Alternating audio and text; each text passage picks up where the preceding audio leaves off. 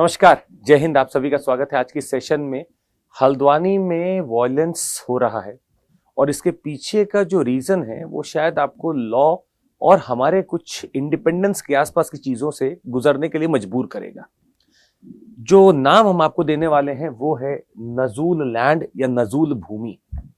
ये आखिर होती क्या है और जो वहां की जो नगर निगम है हल्द्वानी की, उसने क्या हवाला दिया है और डेवलपमेंट अथॉरिटी वहां की क्या बोल रही है, समझने की कोशिश करते हैं। ये वायलेंस भड़की है वहां पे, कुछ लोगों की मौत हो गई है और कुछ लोग घायल हैं, पर अभी भी वहां पे कर्फ्यू का स्टेट मेंटेन है। आइए समझते हैं कि वहां पे ऐसा क्या हुआ वायलेंस इन हल्द्वानी पर। उससे पहले समझते हैं कि आखिर नजूल भूमि क्या है। आप देखेंगे ये जो पूरा लैंड आपको दिखता है, ये लैंड कई बार सरकारी होती है या सरकार ओन्ड होती है। ऐसे सरकारी ओन्ड लैंड पे जरूरी नहीं है कि सरकार ही मैनेजमेंट करे, सरकार कई बार कम्युनिटीज को भी दे देती है कि आप इसको मैनेज कर लो। अब कम्युनिटीज मैनेज करने के तौर पर उसका बहुत सारा काम कर लेती है, उपयोग कर लेती है।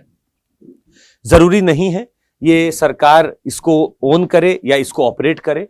ये ओन तो कर सकती है सरकार, पर ऑपरेट कई बार नहीं भी करती है और इसको लीज पे दे दिया जाता है। तो लगभग 15 साल से लेकर 99 साल तक की लीज के लिए दिया जाता है।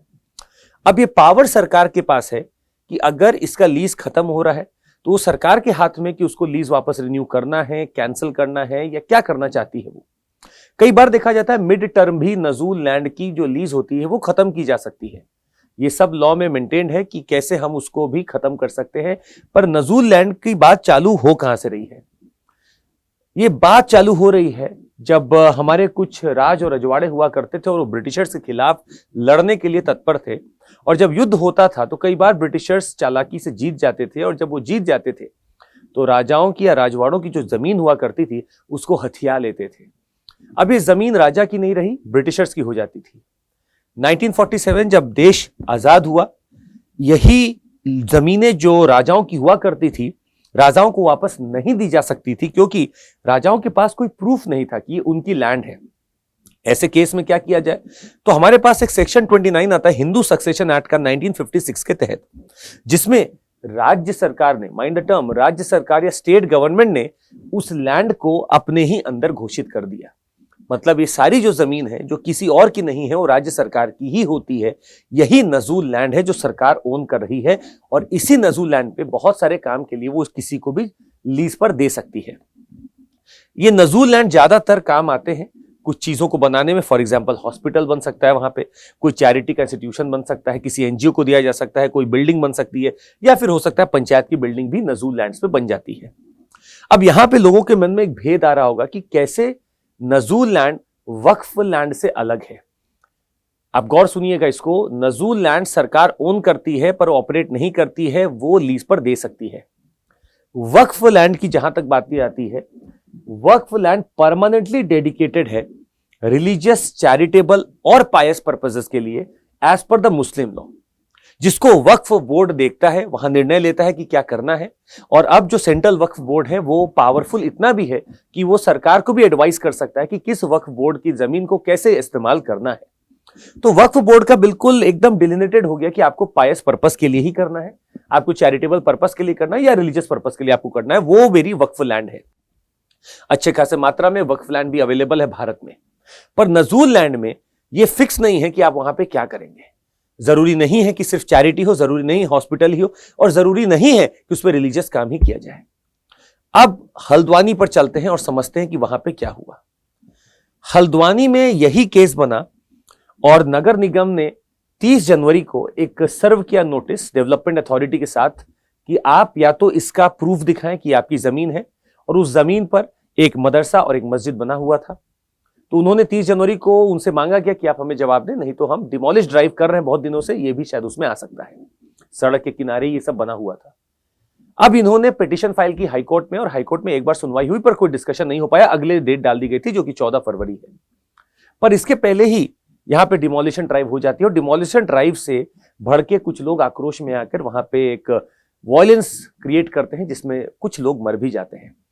इंटरनल रिपोर्ट भी हमारे पास आ रखी थी कि ऐसा कुछ हो सकता है अगर डिमोलिशन ड्राइव हो, पर फिर भी डिमोलिशन ड्राइव की गई थी।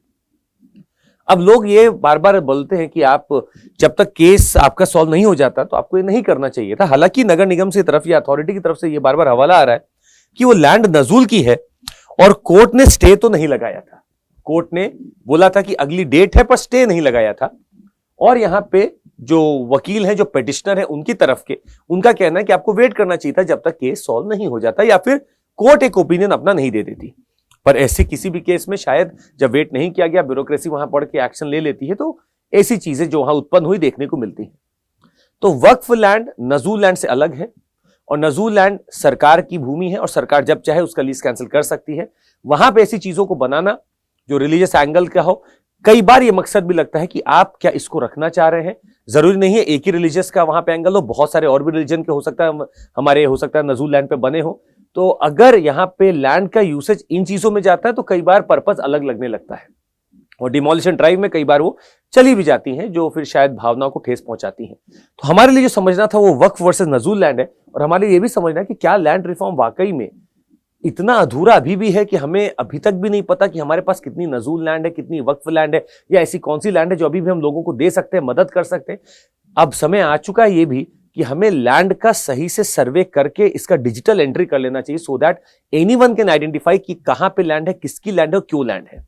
नहीं तो सरकार भी आए दिन कई बार लगता है कि अपनी लैंड को जानबूझकर कहीं भी दिखा सकती है, और लोगों का भी लगता है कि वो कब्जा लेते हैं जमीन जो सरकारी होती है। इससे बचने के लिए अब समय आ गया डिजिटल लैंड रिकॉर्ड्स को मेंटेन करने का। और उत्तर प्रदेश में आपको बता दें, बहुत आगे है लॉ और बहुत आगे है डिजिटल एक्टिविटीज, जहां पे पूरा डिजिटल एंट्री की जा रही है, कौन किसकी जमीन कहां पे है।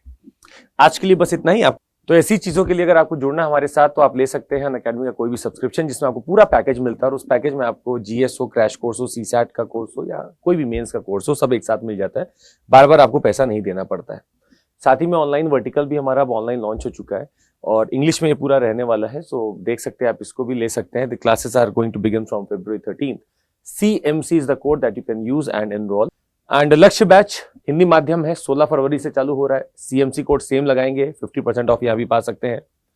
और हमारा ये अनअकैडमी का श्योर हम आपको करते हैं, और इसमें हम लोग कोशिश कर रहे हैं कि आप में से वो लोग जो कि प्रीलिम्स निकालेंगे, उनको हम लोग पेड QEP देंगे, मेंस का क्वालिटी एनहांसमेंट प्रोग्राम देंगे। और जब वो मेंस भी निकाल लेते हैं तो इंटरव्यू का पूरा उनका जो भी जिम्मेदारी है वो हमारे ऊपर है। और इसके बाद अगर आपका नहीं होता है तो हम 100% रिफंड तक भी देंगे आपको। एक सेमिनार होने वाला है, एक बूट कैंप वर्कशॉप होने वाला है, ये आपका दिल्ली में होगा। तो जितने लोग भी दिल्ली के आसपास है, 18 फरवरी को हो सकेगा तो जरूर 11 बजे से लेकर शाम 7 बजे तक ही चलेगा। कोशिश करिएगा वहां आने का, and try to learn lot of things from there.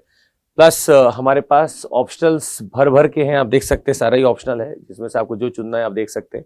We got PSIR, anthropology, geography, पबैड, एग्रीकल्चर। तो CMC कोड लगाकर आप यहाँ पे भी लाभ ले सकते हैं। That would be all from my side. Thank you so much, take care, जय हिंद।